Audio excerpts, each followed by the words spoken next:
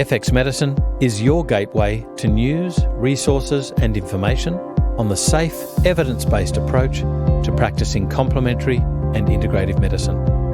Visit fxmedicine.com.au to sign up for e-news and stay up to date with the latest research, podcasts and industry information.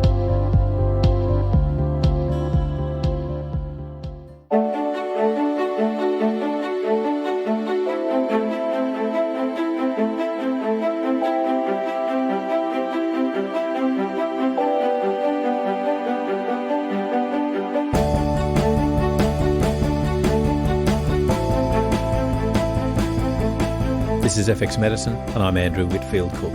Joining me in the studio today is Dr. Mark Donohoe, who graduated in 1980 from Sydney Uni, worked on the Central Coast, and this is where his interest sparked for integrative medicine because patients just never fitted in to those boxes of diagnoses and treatment. He's one of the fathers, some say grandfathers, of integrative medicine in Australia, and he has been a vanguard for his patients' health throughout his career, and I welcome you back to our regular spot. Well, thank you so much, grandfather. I've graduated into the stratosphere of those about to pass on. Mark, today we're going to be talking about detoxification, and it's entitled Detoxification Detective because we're going to be delving into the possible ways which practitioners can assess what the toxic load is, because a lot of the pesticides just don't hang around. You need to be measuring other markers. So we'll talk about measurements that are used and what the benefits and problems are with that. And we'll be talking about some of the more common contaminants and indeed what they present as with symptoms. Mm-hmm. So I think first let's start off with to what extent do you see pesticide exposure in your patient group, granted that these are the patients that have been everywhere first? Granted also that my education on the Central Coast started with a group of farmers. And so the reason my practice was different is I perched in a little area up there. It was a little small farm area named Matcham. And what I was doing was seeing farmers who are not the kind of people who see doctors a lot. They don't like doctors. They like to get on with their work. They do their farming. And I was seeing these farmers sickened with conditions that were not easy to explain. They had, fatigue, they had skin rashes, they had what looked like Alzheimer's type memory losses, the kind of unawareness that they were impaired, and the families would pick up the impairment. So I was seeing these strange conditions that didn't fit a category, and the history kind of uncovered, well, these were small farmers. These were ones that did their own spraying and their own mixing of pesticides. And I, like most, we had basic toxicology. What we knew was a pesticide was a thing that killed pests, didn't harm humans, and that was the kind of definition of pesticides. So herbicides and insecticides and fungicides were all lumped together of, we do very careful toxicology testing to make sure that this does not kill humans. And so I wasn't seeing dead humans. That's quite right, they didn't kill humans, but I was seeing odd forms of impairment. And uncovering what the farmers did led me to eventually, in 1995, we published the paper in the Medical Journal of Australia on pesticide exposure in chronic fatigue syndrome patients. And we published a number of other papers after that. What we found was the people who presented with chronic fatigue syndrome had 5 to 10 times higher levels of blood and fat organochlorines. Now, they were a different group of chemicals, and I, with many others, have worked to kind of get them removed, and by the mid-1990s they were on the way out. But they were easy pesticides because they stayed in the body. You could assess them. So easy to measure. They were easy to measure because they hung around. The half-life of them in the body was extremely long. And what the difference between those pesticides and the ones we see now is they were a kind of mistake by industry. The arsenical pesticides, arsenic hung around for a long time. The dieldrin, DDT, dichlorvos, the chlorinated hydrocarbons that were being used for the pesticides stayed around in the body for many, many years. And so that gave us an opportunity to measure. They were what you would call slow poisons. And the difference between the fast poisons and the slow poisons is the slow poisons get you by hanging around, not disappearing, and having minor effects continuously over a long period of time. The slow poisons, the organochlorines, hyperstimulated the nervous system. And so the nervous system of a human was affected. We all knew the acute exposure effects, but what we imagined is that if you had no acute exposure, the chronic exposure didn't really matter.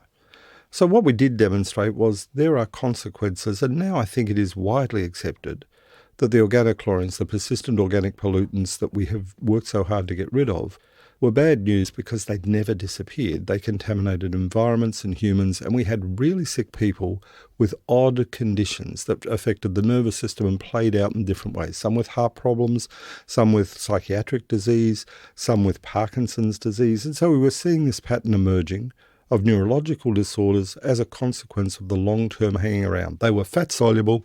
The brain was the fatty area. Dieldrin's an interesting one because I can still remember my father, an old farmer from England, telling me about the local rep coming around going, it's safe as houses, and he'd mix it with his hands, two hands in there mixing this stuff up. I don't know what happened to the rep, but I remember my father doing it, and he's got all sorts of, cognitive issues, let's say, and it's not undefinable, not categorizable, not black box. The interesting thing about Dieldrin was that it was measured. When was it banned? 1974. No, a bit later than that. I think it was in the early 80s. Oh, early 80s, okay. Yeah. But it was still found. I remember reading a paper in Breast Milk in Mothers in Western Australia in like the late 90s. Yeah. So we're talking like a decade plus later. So WA is a good example. They used the organochlorines for ant control over there, widely used around playgrounds and areas where young kids were, pregnant mums were. And for pest control, it was brilliant. You spray Dieldrin, or you spray any of the organochlorines, and you don't worry about it for years afterwards. As termiticides, they were the ideal one because what they would do is spray the underneath of the house, use Dieldrin or use Chlordane or one of those group. And really it was going to work for years. But the pest exterminators would come around and say every year or every couple of years, let's do it again. And so the accumulation of pesticides in the homes of Australians was sky high. We had terribly contaminated homes, and when we measured blood and when we measured tissue levels of these organochlorines, it was clear that the uptake of it, people are like a sponge. You live and breathe in the home, the dust gets contaminated, and the Dieldrin and the Chlordane levels just rose to levels that we found toxicologically significant. So there are two different problems. One is we overused those. We sprayed houses. Kids grew up in those houses and exposure occurred, and that was the 60s, 50s, 60s and 70s. Then we started to say, in the 80s, that's not a great idea. By the end of the 80s, we pretty well had some control of the use of organochlorines. By the 90s, they were banned. The trouble is we moved from a pesticide that we could identify because it hung around to organophosphates and carbamates and to different forms of pesticides. And by that time, the industry had learned its lesson. What you don't do is use something with sticky fingerprints that hang around for decades afterwards. Yeah. And so we moved from slow poisons to fast poisons, and the fast poisons would do their job. They were still insecticides, many more cases of acute poisoning. And the feeling was, well, because it's cleared out of the body relatively quickly, what harm can that do? Now, if you think about it, the same thing can be said for alcohol. What harm could alcohol do? We clear it out within 24 hours, 12 hours, 24 hours. So how could a poison be harmful if it's cleared out of the body? Fast poisons do their damage at the peak. And as you clear them out, that's the body's response. They get this stuff out of here. The organochlorines didn't do a lot of harm per day, but the accumulation over thousands of days was a lot of harm. The new poisons, people get hit, the nervous system is hit by those poisons, and the adaptive response, a sudden poison coming in, people become hyper-responsive in the nervous system, cardiac abnormalities, atrial fibrillation, supraventricular arrhythmias. These are kind of non-specific things people show up with, and what doctors say is, that's anxiety, or you're worried about the pesticide. We don't pay attention to the mechanism. These are neurotoxins. When they affect nerves, the nerves fire off very rapidly.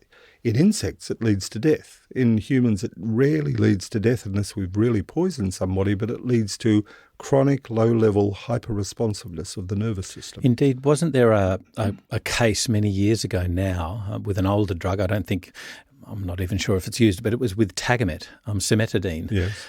There was a case of an American man who was on Tagamet, went out spraying pesticides, and basically, because of the interaction, the SIPE interaction, turned him into an insect. And he ended up with neurological disease. He won the case, and I remember this thing about he was awarded an extra $1 million in punitive damages because the drug company knew about the interaction. Oh, right. And eventually the guy died of prostate cancer or testicular cancer, something. Yeah, I'm unaware of the case, right? The issue of cytochrome P enzyme dysfunction or induction or suppression is something that was never taken into account with toxicological studies either. Our CYP enzymes are a group of enzymes that were never, if you like, never originally detox enzymes. They were enzymes to do biochemical transformations within the body, but they've got a beautiful ability to handle a wide range of poisons. And on that basis, we thought poisons that were not highly specific to humans would probably be okay, that insects have got particular pathways and susceptibilities, and if we poison and kill them, we won't hurt humans. One issue is individual variability.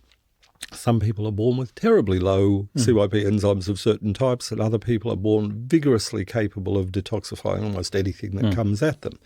And the second issue, as you pointed out, is drug therapies. Almost all of them, the antidepressant groups, the antifungal groups, the acid suppressant ones, the proton pump inhibitors, they all chew up those enzymes. Some induce, some reduce. And when those enzymes are not reliably in place, the toxicology of the pesticides that we're exposed to is completely unpredictable. Can I just interrupt you for a second? For our listeners, I might just put up there that if anybody's interested in looking at drug interactions, if you look at www.drug-interactions.com, there's a site that will take you through the common drug pathway, drug biotransformation pathways. Okay, so if you look, as I do now, when people come in on medications, especially the new ones, there is available on the website for every drug at PBS, the Pharmaceutical Benefit Scheme, keeps a list of all of these. There is what's called prescriber's information. It's accessible to doctors, it's accessible to anybody.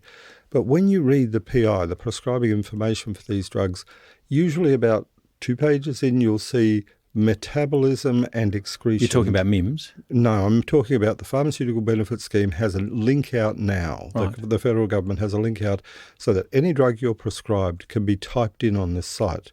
And I think it is probably, we'll give the address, but pbs.gov.au. We'll put that up on the website as well, I think. And so going there means that you can type the name of the drug in, either the brand name or the generic, and what will come up is the letters PI beside that name. Click on it, you accept that, you're not going to sue anybody about it, but it gives the inside information of how is this drug removed from the body, what enzymes does it induce, how is it cleared.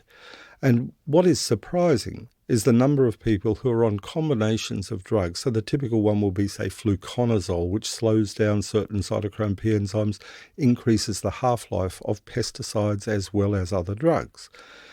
Now, some doctors will just say, look, it's unreasonable to expect us to hold all of those interactions in our head.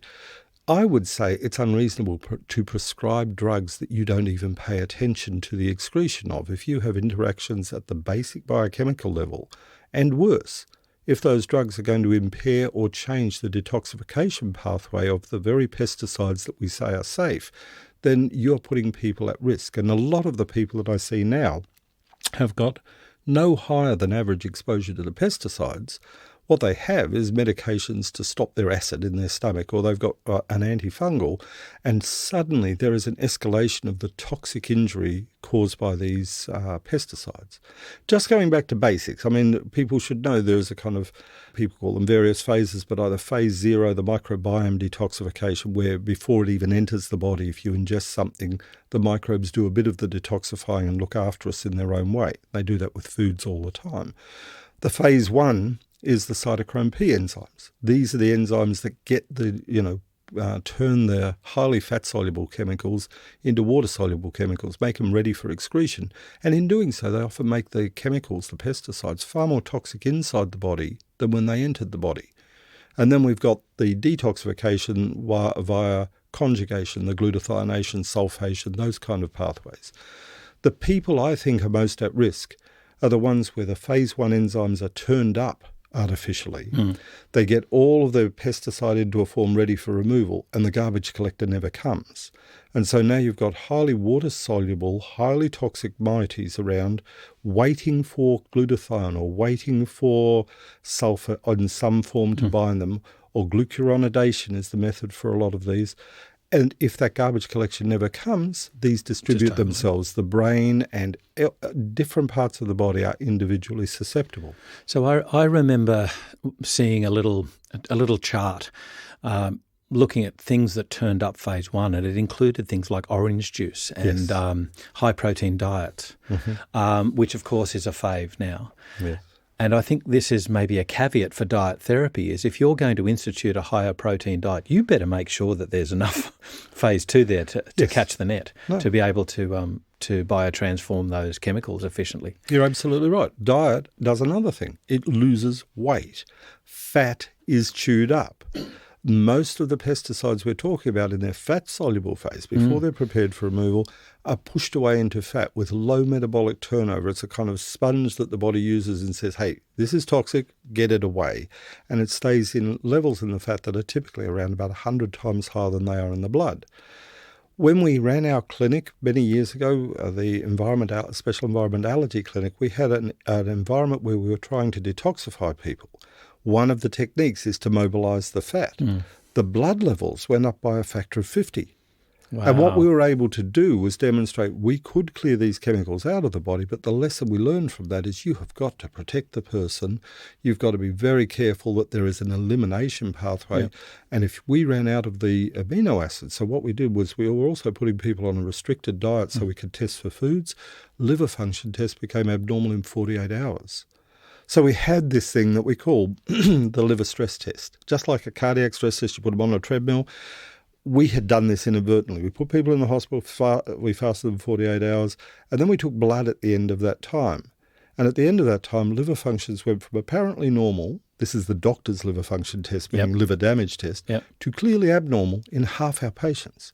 We went to the how literature. abnormally? Are you looking at like 10s, scores? No. Transaminases, the typical ones are ALT, AST and gamma GT. So the ones that we measure, and we had lots of naturopaths saying, oh, your liver's under stress. And we'd look and we'd see these levels, the normal levels, say up to 35. And we'd see them 28s, 29s. No, that's plenty. You put them in and we were seeing levels of 70, 80, 90, 100 coming up within 48 hours. Wow. We went to the literature and said, is that normal? Like when you fast people, is this what commonly happens? And typically it's around about 11 to 14 days before you get those liver abnormalities. So what we had was people loaded up with pesticides, starving them, no amino acid support whatsoever, and then finding their liver function was abnormal and they felt sicker. We tried a whole lot of things. We were trying to do an oligoantigenic diet, but what we ended up doing was give them just the amino acids. So the Vivanex was the brand name of it. The Vivanex Total Enteral Nutrition. That was pure amino acid. Tasted terrible, but it solved our problem. Yeah. If we had the sulfur group, and it eventually did come down to that, just the taurine, cysteine, methionine, if we kept the sulfur up, the liver stayed protected. And we only needed 48 hours for those people to fall right off their perch, and any doctor would have said that's not good. And we were seeing that we were turning people from apparently good to not good just by starving them for 48 hours. So another interruption to you, Mark, and I'm sorry about this. But again, I love your interruptions. I have no problem with this. Well, what I think we'll do is there's a beautiful chart that shows these common compounds that are categorized into the various detoxification pathways. Yes. So, for instance, if you have an issue with taking cold tablets, let's say, for instance, and you might see that, you know, the sulfation and the glycination pathways handle these drugs. And so you go, okay, if I take a cold tablet and I'm drowsy with palpitations for days, then maybe I have an issue with this. So it's a nice little clue thing that can help our listeners. This is why it's detox detective, because the detective work is you can think of the toxin as the only thing, but the person's environment, even what they eat, right? Grapefruit is a really well-known one as well for inhibition of certain cytochrome pathways. St. John's wort is always brought up, and everybody gets down on that particular thing. But lots of herbs, lots of foods up and down regulate. Our microbes in the gut up and down regulate it. There's a highly unpredictable, it's like that thing in Star Trek where this is a nuclear bomb ready to go off at any time. That's what the gut, the microbes and everything are. We put highly toxic substances in from food, they turn it into nutrition. We regard it as nutrition, we grow and we get healthy from it. When you foul that up, whether you foul up the microbes with the pesticides or you just overload particular pathways, then that distortion, it's like a web that moves. One cytochrome enzyme is induced, another one's depressed, and the person's metabolic state for drug therapies becomes highly unpredictable. So you mentioned whether the pesticide works as an antibiotic in your gut, and David Perlmutter was talking about this. Indeed, Alessio Fasano was talking about this. So we'll get onto that in a little bit because I think it's an extremely important topic to talk about, particularly in our modern day society. Going back to what you were talking about, these older chemicals, they're no longer around for sale, but are we still measuring their effects? Can you still measure these chemicals in the environment? You certainly can measure them in the environment. What we've got better at, when you eliminate something from sale, you generally take down the entire amount, so the whole volume, and now you measure pesticide levels, and they're an order of magnitude less than they were 25 years ago. Yep. When we published this was almost exactly 20 years ago, these residual levels were still significant and quite high. Now, if you just do a survey for organochlorines, generally over the population you won't see it. The stuff that was buried, though, the containers or the places where they were used excessively, and these are the dip sites. The typical dip sites in the 40s and 50s were arsenical pesticides. They moved on to dieldrin, and dieldrin was used in vast quantities. So organochlorines were used on farms, and there are hundreds of these tick dip sites around the place. Those still remain hot. Eventually, rain, water, sunshine shifts it, breaks it down. But what we've learned of the organic chlorine, when you're buying chlorine to organic molecules, is it doesn't break down easily. It's very, very strongly bound. So we still see the isolated spots of people who've bought properties, say, on the north coast, and the council has changed it from agriculture to residential. And then you find that they've built right on top of the hotspots, and the families in individual areas still show these chemicals and pesticides. So they're still worth doing. The testing for it can be done, I think, even still today under Medicare, where you can get a bit of a look to see in the parts per billion range is someone poisoned. What's happened in toxicology, which Joe Pizzorno pointed out last year, is that we now have fast poisons and many more of them, and keeping track of them is no longer the easy job that we had in the 70s and 80s. They were big poisons, one at a time, toxic for years and years. Now we see dozens of them.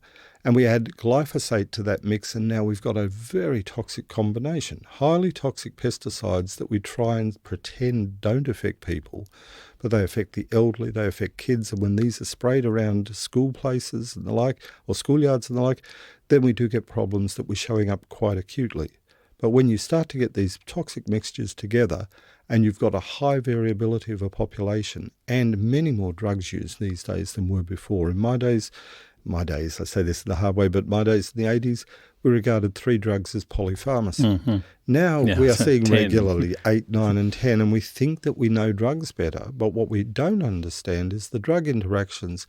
It's a crapshoot. You put them on multiple drugs, and if they go home to a place where they're spraying pesticides on their trees outside, those pesticides can increase in toxicity by orders of magnitude.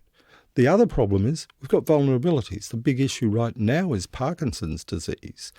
And Parkinson's disease, back in the early 2000s or late 1990s, I was asked to go and talk in agricultural areas that there was a risk of Parkinson's disease and that safe use of agricultural pesticides was needed. No one paid much attention, and now it's big in the news. Now we've got the Parkinson's disease showing up in the agricultural areas. It doesn't prove cause and effect, but my argument would be, if I knew this and we were talking about it 15 to 20 years ago, to not pay attention to it and then pretend that in 2016 this is a new issue is just crazy. We've got good epidemiological evidence that these poisons hit the nervous system. We've got Parkinson's disease, which we know is an oxidative injury of the dopamine pathways of the nervous system. It doesn't take much, and even Dave Perlmutter was here a decade more back talking about this very issue. My problem with toxicology is everybody's smart about it 20 years too late. Yeah.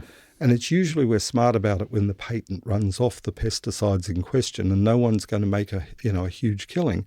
I'm amazed at the ability of large companies to maintain a silence around the toxicity that occurs with their products until they're off patent. And so suddenly when they're off patent, who would have thought that was a problem, but we've moved on and now we've got a safer, better poison. And my take on it is there are no safer, better poisons because if your mindset is we've got to poison things to have agriculture, then you've got poisons. And the vulnerability of the individuals change. Now we maybe move it more back to kids and behavioural change and the like. We run standards where we say, this food is safe. We don't know what the safety levels are because the mixtures are now the problem rather than the individual poison. We've spoken about the group of patients coming from the agricultural arena. And I guess at this stage I'd like to give a little shout out and doff my hat to Margaret Smith, who taught me a lot about don't go too bravely with high dose things. She used to treat rather gently. She'd find too many toxic reactions if she went in bravely. Yeah. Salient advice, Margaret. But so we've spoken about the agricultural group. What about the urban group? We've got pesticides mandatorily sprayed underneath the slabs to stop termites and other pests. But those are generally away from our contact. But then we get into you might do a renovation and build a wall with copper logs. So, the green logs, yes, which have got chromic copper arsenate impregnated into them to resist pesticide attack. And I'm interested in this paper that I read, and do forgive my pronunciation if I stumble. Ethylene bis-dithiocarbamate pesticides, that's the Maneb and Mancozeb, cause metal overload in human colon cells, and that was in Environment Toxicology Pharmacology 2016, so it's this year, paper by Hoffman et al. And what I'm interested in is we've got these pesticides and they can possibly cause or help heavy metal overload. I think what they do, they don't themselves deposit heavy metals. Chaperone it. That's right. What they do is they result in unexpected consequences. This is the problem with toxicology. We have our endpoints of toxicology, carcinogenesis, neurological, the rat studies, the animal studies. Yep. Where we keep getting surprised is if we didn't even think to look in an area, then we didn't think about the toxicology of that. Yeah. And so this particular paper is a very neat one to show that these particular variants of the carbamate pesticides, thought to be well known as to how they could affect human health, result in accumulation of metals in the enterocytes, the colonic enterocytes. The colon is one of the detox organs that we really don't pay all that much attention to.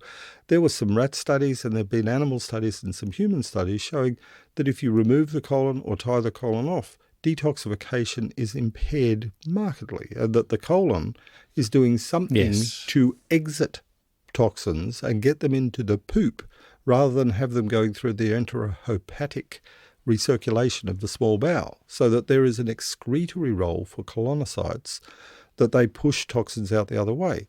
This appears to inhibit the final levels of that excretion, and so you get accumulation of the metals. Now you've got the toxicology of metals, which was not what a toxicologist would be looking for in the colon, which is a slow and long-term process. And then we see the risks of bowel cancer, oxidative damage, inflammation, colitis. So the gastroenterologists pick up the polyps and the other things that go on as a result of that. Do they make a link back? No, they call it familial polyposis, or they say it's episodic, bowel cancer. We are very good at doing screening studies to find out after the event, yet we don't pay any attention to the actions that we take, like these pesticides, that even at low doses are causing significant accumulation of metals in the colon. So I'm always amazed at this. We see the people in our practice are sickened by the pesticides. There is no mechanism that is known, but the reality is the person sick. Within 20 years, we know a mechanism, and then what was crazy is now orthodox. Yeah. Yeah. And so this is another example of that, where the gastrointestinal tract becomes impaired, the diarrhea, constipation, there's variation of this, everyone gets worried about it. But because the pesticide itself has no known mode of action, all we have is the sick people. The people with the psychiatric disease, the people with the tingling in the extremities, very, very common with the psychosomatic fibromyalgia, Mark. Yes. I still remember you arguing that point on television some 15 years ago. Yes. And now, of course, they're looking for a paradigm. Yes, and now they've found their things. And generally speaking, when a drug becomes available, you now have a disease. And so, unfortunately, with pregabalin coming along for the treatment of it, that means it's a pregabalin deficiency. Otherwise, I won't give the brand name because otherwise everyone will be asking for it. But no, that is true. When you see the clinical states, often the toxin is there, you see the repeated pattern as a clinician, you say, these have to be linked. And that's what I did in Matcham with all of the farmers using very similar chemicals. These guys were presenting with things that no one was unravelling and then called psychiatric disorders. And generally farmers do not have psychiatric disorders. They're out in the weeds doing the stuff that they love every day of their life. If something goes wrong in the brain, there's a fairly complex or straightforward reason, and just unravelling it is hard. So I think when you ask about the urban environment, the urban toxins are different. The inside of a house is always more toxic than the outside. The only exception is if there's bushfires or burn-offs where you've got particulates, you go inside because for a while it takes time for those to penetrate the house, and so you go into your little safe cocoon. But for every other measured pesticide, indoor air equals outdoor air plus whatever we put in it. It's not hermetically sealed. There's no safe inside. And what we've done is intoxicate the houses. We have our Glen 20s and our pesticides and our antiseptics and all kinds of things used inside the house. People to this day still go after Louis the Fly with a spray can, and it amazes me that no one learned the lesson. We had the high-dose poisonings in the past with the pest strips in front of a heater in the bathroom poisoning kids and killing them. And so we learnt the high-dose toxicological lessons, but we think, but there's a level at which you will not notice. Because they're what is it, based on natural ingredients? Yeah, they're based on natural ingredients. Oh, my goodness. It's a little bit like Frankenstein's based on natural humans. I know this is a throwback to what we've been speaking about earlier, but even Flinders University is now going to be measuring the effects of pesticide organophosphates, mainly in the agricultural section, if you like, or sector, because of that link with Parkinson's and neurological disease. So that's even done by Flinders Uni. They're looking at it now. My issue is going to be, we've seen this before where they went, yes, that's fine. And we know it's not fine. Yeah. So that's my only concern with this. At least they seem to be taking it seriously this time. Taking it seriously is good, but the tools for measuring the type of injury are lacking. Right? I would argue that we have the tools for it. What we're seeing with these fibromyalgia, chronic fatigue syndrome, we're seeing a lot of these cases where SPECT scans and MRI scans are showing signs of neuroinflammation. And what we do know is that these neuroinflammatory and the asymmetric uptake of nutrients, these are things that do occur with exposure to the pesticides. What we need is good biomarkers, something that we can come back and say, not can we do your cholinesterase level. Right, which cholinesterase is important, and we don't want to have acute poisoning. And the intermediate metabolites, they last for a couple of weeks later. What we're after is something where the kids may have been exposed 10 years earlier to high levels in their home, and then the schools started doing the spraying, and then they're put on a medication for ulcer relief because they've got reflux now. And the final straw that breaks the camel's back is often the drug. And so we focus on the drug and say, oh, that's a bad drug for you, without asking, what happened to your enzyme systems? What did we actually do to those earlier on? My concern is the prolonged disability. Even though the central nervous system does seem able to recover and heal itself to a certain extent, but when you have a developing brain, when you have a child before puberty, that brain is really precious to not poison. And that we keep on introducing the poisons into our homes, our cribs, so that newborn babies come home to freshly painted rooms. We intoxicate because the toxins are invisible. And then we become surprised about the asthma and the early childhood developmental problems of the autism and the hyperactivity. And we never link the two. it's not easy to remember that the actions that we took have consequences. So I'm a big fan of moving on with the biomarkers which link the pesticide exposure and medication use and other toxins. So not every poison is a pesticide. Mm-hmm. There are plenty of solvents, plenty of the cleaning agents, the goo that you wash hands in, the antiseptics that you walk into a supermarket and you're meant to pull these things off and wipe your hands with. We have plenty of toxins. Cosmetics are a whole different group. And those toxins all have their micro impacts, and the micro impacts add up significantly when it's a day-by-day exposure. Mm.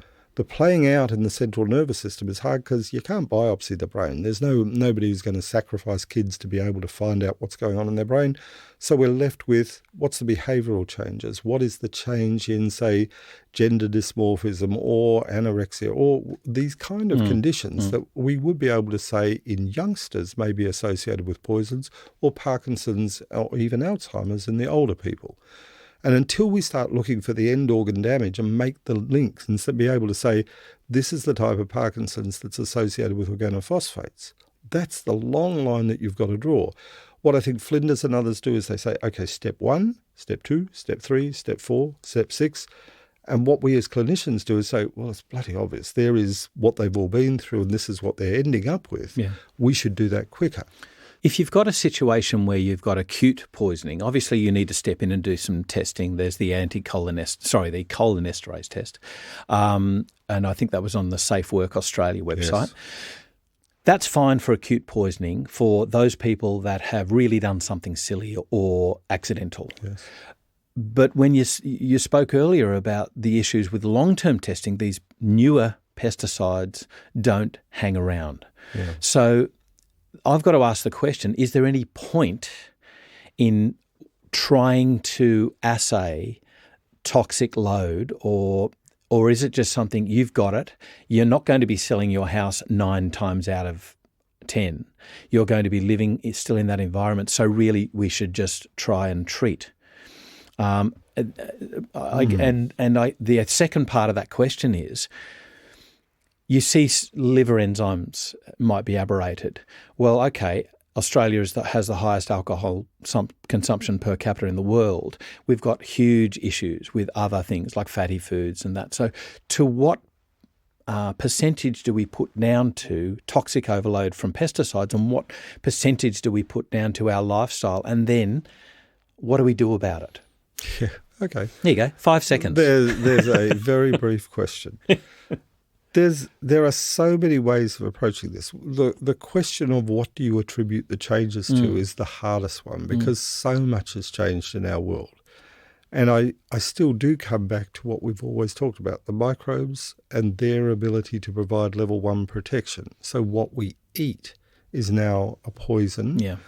And these are microbes, as we discussed just before, the categorization of glyphosate as an antibiotic, as David showed, that a particular company whose name begins with M made the application to call it an antibiotic, which makes a lot of sense of what happened with glyphosate, otherwise known as Roundup, the Roundup Ready crops and the ripening of grains using glyphosate. It makes a lot of sense that if it is really an antibiotic and it's working as an antibiotic, then our gut microbes are hit first by food that we regarded as absolutely safe, so safe you could, quote, drink it. And it was safe for us on the other side of the gut wall, but it was not safe for the microbes. So we have one issue in toxicology, which is level 0 protection for what we ingest is in the microbes of the gut. The level that we don't have good protection for, and never have had to have good protection for, is the lungs. The air was clean in times before we polluted it. And so the toxins that you inhaled might come from a volcano, or there may be something nearby that was either life or death, but you were RS if you were hit by a volcano. There was many other things that were not going to happen. But inhaled toxins are an invention of humans. We do not have that. Generally, what we had was clean air and the smell of mates. We have an olfactory system in the brain designed to pick up food, fear, see predators, sniff out where our mates come from. And that open respiratory tract means that respiratory toxins are uniquely now a method of entry to the body that was never a problem until we decided to pollute our atmosphere and use our pesticides and have airborne pollution. So we have a massive organ to protect us when we swallow poisons called the liver. We have a massive microbiome who takes the hit first, and not self-sacrificially, but does a conversion of a lot of those plant poisons to very useful things. Salicylates in plants are a plant poison. They're converted rapidly via the microbes to really useful phenolic chemicals for our body and for our health, reducing clotting factors, diminishing the tendency to have strokes and heart attacks. So we have a complex system, and when we introduce brand new poisons, we should be aware that 25 years down the line we'll be seeing clinical cases that are a consequence. When we inhale poisons, there are no protective areas, no gut, no liver. There's nothing that stops those poisons getting straight to the central nervous system, and that's where I think a lot of our problems arose. We paint schools, we spray pesticides around the place, they get access via the respiratory tract, and we are poorly protected on the respiratory tract. Evolution had no need to protect our respiratory tract because it was very difficult to get poisons that could get across in days past. It's really interesting that there's some early work being done on the microbiome of the lungs now, because we know that you can increase secretory IgA in the lungs by intaking an organism which increases secretory IgA in the gut. We know that effect happens within hours. But then you've got to also look at the friends of ours, friends with a quotation mark there. They'll kill you if you give them the right opportunity. Right. Murderous friends. Murderous friends. That they'll help you detoxify. Indeed, one of the interesting things, sorry to get off the lungs for a tick, but go back to the gut. There was a beautiful paper written by Petra Hunter, and it was published in FX Medicine, Trade Journal of Bioceuticals, in the mid-2000s, and it was probiotics for detoxification. The message that it gave me was twofold. One, that it wasn't just bad bugs that took in these quote-unquote toxins or heavy metals and transformed them into an absorbable form to be then transferred into your body. Right. It was also the good bugs. But the good guys, the bifidobacteria, tended to do it slower. So the message was twofold. Make sure you've got ample probiotics, quote-unquote good guys, in your guts. And two, keep the bowels moving so that they don't have that time to biotransform it. Yeah. Now, I guess that comes back to if you take the toxic load off the gut and you're still inhaling a certain load, do you then or can you then take it below that set point of reaction, of symptomatology of? Look, the point is poisons are poisons. Anything you can do to reduce the intake is a really good idea. So it's not an either or. It's just an awareness that if we go and poison ourselves in one area excessively, the total load, I come back to that idea. I think Bill Ray's idea of the total load, how do you add it up from all sources? You can't. You can only estimate it. But what we have is an ability to do something on the gut to encourage rapid movement. The rapid movement also reduces enterohepatic recirculation. Lipophilic toxins, lipid-soluble toxins, come out in the bile around about 8 to 12 times. They can be recirculated, and the quicker you can move things through there, the better. We sometimes even, we think of charcoal and other ways of binding it, but in fact fibre in the diet, really useful. One of the most underestimated tools for detoxification. It is. And fibre. Just keeping things moving through, and that idea of having rapid transit, so you grab the nutrients from the food and you don't allow it time to just sit there and recycle through the liver. The liver will keep on trying to do its job, but the quicker it's out the south end, the less you have to deal with. And so moving toxins to the colon, letting the colon dehydrate it, pack it up and get it out of the body, that's a very efficient way of removal. And if you slow that down, you provide lots of opportunities for those toxins to just hang around there and recirculate over long periods. If the toxins are now damaging the colon because now what they're doing is loading up the colonocytes and the peristalsis is impaired, then you've got the secondary factor of that so-called auto-intoxication. Things that are fermenting in the colon and just sitting there are also toxic. So we have exogenous toxins. And if I come back a second, the exogenous toxins, the best that we can do is be careful not to load ourselves up with them. Yeah. So reducing air pollution is a very good idea for a whole lot of reasons. Reducing aerial and other airborne spraying of any pesticides is useful. Renovation, you always have to have the masks. Yes, and the proper mask. And they need to be capable of trapping not just fine particles, but any chemicals that are being used. The charcoal inserts in the bug masks. These are the masks with the two things hanging off. That looks like the nuclear. That's right. They always look bad, but if you are getting involved in these, lots of houses still have the lead paint, and they still have even arsenic in the walls. A common practice in the past with termites was you used arsenic and you put it in the cavities so that the termites that came around took the arsenic back and poisoned the entire termite mound.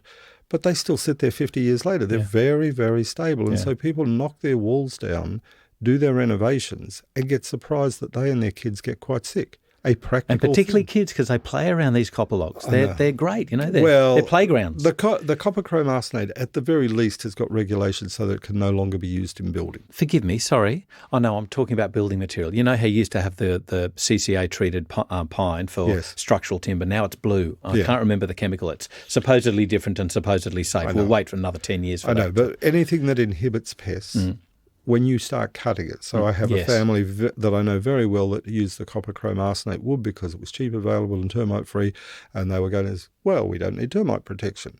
What they did, of course, was cut it, and all the kids helped assemble it, and the sawdust and the inhaled stuff intoxicated them all with copper, chrome and arsenic, surprisingly. And so the measured amounts of the urine of the whole family, interestingly the kids managed to get through it reasonably well. The father and mother did not do anywhere near as well. And so it's probably true that the father doing the sawing and mother helping were the closest exposures. But it was very interesting how the whole family sickened rapidly and immediately got referred to psychiatrists. And the psychiatrists were always willing to add yet another drug, and the extra drugs are toxins in themselves. So that's my beef with psychiatry that's turned into this drug dispensing system is if you've got neurotoxins and they're the reasons for the instability, they consume the glutathione, you get the instability of methylation cycles. If you don't understand the chemistry and you simply add yet another drug that requires yet another cytochrome P enzyme, then you have a problem with that drug because it can add to the toxicity while relieving the symptoms. And that's the paradox of these, that giving the symptomatic treatment does not necessarily make it better. Let's move on to some quick treatments that you would, or some common treatments that you'd look at. And I think we must always look to diet to be the foundation and the huge foundation rather than making supplements the mainstay of treatment. And I think diet is largely underrated. We've mentioned fibre before, but what about water? What about inducing bile? We also have to start with the value of organic food, right? The whole thing that we learned from our hospital unit was APDE. Avoid, protect, detoxify, educate.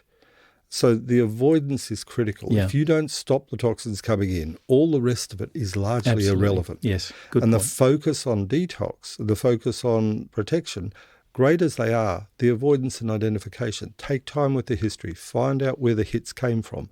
Lots of the time, the avoidance is not possible because the exposure was in the past. And so we can't do much about our past. The second thing we learned was from our clinic, we made people quite sick by forgetting to protect. That failure to provide the sulfur amino acids during the time of diet. We have lots of people put on detox programs which start with, in fact, they're thinly disguised weight loss programs. The concept of detox often means it's code for I'm going to lose weight by getting rid of fat, getting into ketosis, doing stuff very, very quickly. And if you detoxify before you protect, the vulnerable people close to that edge get sicker and sicker and sicker. And the rule that we had finally with our clinic was you do not get a person better by making them sicker. All these lines we make up as practice, that's a detox, that's a Herxheimer, you should expect that.